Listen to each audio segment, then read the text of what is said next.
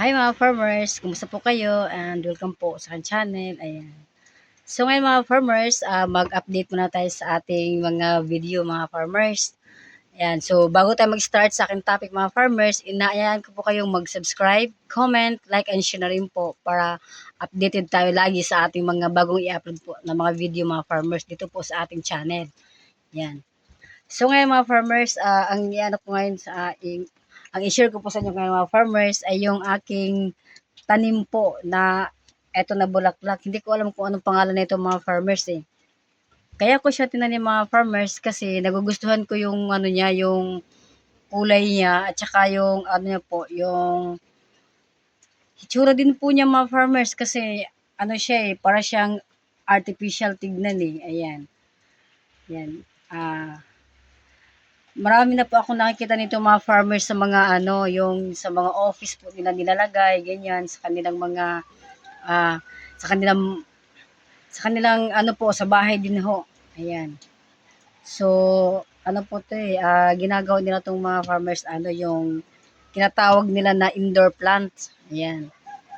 O, 'di ba? Kasi ano eh, napakaganda po ng ano ng hitsura mga farmers eh, para siyang plastic kung tignan kasi ay ano, pag sa ano po sa medyo malayo mga farmers kasi hindi mo siya malalaman na ano pala, yung totoo pala siya na bulaklak kasi maganda ang ano niya eh, yung maporma ng mga dahon niya po.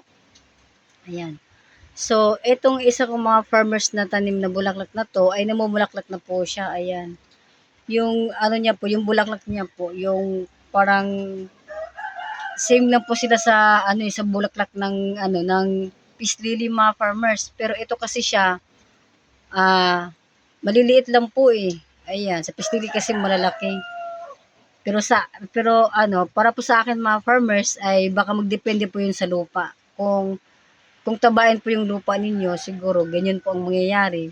Malaki talaga yung mga bulaklak ng inyong mga halaman. Ganyan. So, napakaganda po niya mga farmers. Nilalagay ko po ito sa loob ng aking tahanan eh, kasi sabi po ng iba, nagdadala daw po ito ng mga positive energy. Naghahatak po ng positive energy mga farmers kung tawagin. Nagdadala siya ng swerte. Ganyan. Tapos, ito naman yung isa. Hmm. So, napakaganda talaga ng ano nito mga farmers. Yung sa iba nga, inaano na talaga nila to, inaalagaan nila to kasi bibihira lang po ito makikita eh. Kaya ano, ayan, napakaganda ng mga dahon niya po. At saka itong mga farmers, marami po itong ano variety, kumbaga. Kasi meron siyang ano, ganito din yung ano yung itsura niya, pero hindi siya kulay po siya pink. Ano naman po 'yun, yung meron ako nakikita eh, kulay ano po siya, kulay kulay green po lahat yung ano yung dahon niya po mga farmers. Yan, kulay ano siya, kulay green na meron naman siyang combination na kulay puti naman po. Kaya kumbaga ano 'yun, ibang variety po 'yun mga farmers.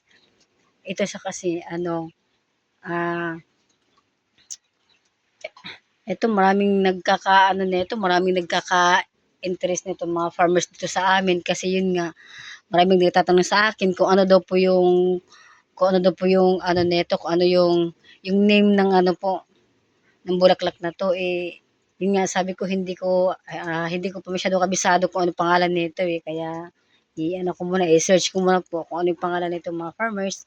Baka po kasi kung may alam kayo, paki-comment na lang po mga farmers para po naman kumbaga ma-share natin sa mga kagaya sa atin na mga mahilig sa mga bulaklak at gusto rin po nila malaman kung ano po yung pangalan ng mga bulaklak na 'to mga farmers. Kasi siyempre napakaganda tignan talaga eh, lalo na po do'n mo sa ano sa loob ng iyong tahanan nilalagay mga farmers ay yun, nakakaano siya, nakaka-attract sa mata. Parang ano siya, hindi masakit sa mata tignan. Napakalinaw po dahil sa sobrang ganda niya po mga farmers. Ako kasi hindi ko po itong mga farmers binibilad sa init eh. Ayan, kasi ano siya, nalalanta po yung dahon mga farmers. Pag binibilad ko to nalalanta eh, kaya ano siya. Pero ano naman, pagka kinaumagahan, bumabalik naman siya sa forma niya. Pero Siyempre ako kasi, alam ko na na yun ang mangyayari kaya hindi ko na po siya binibilad. Kumbaga nasa loob lang po siya ng bahay nilalagay ko po mga farmers, ayan.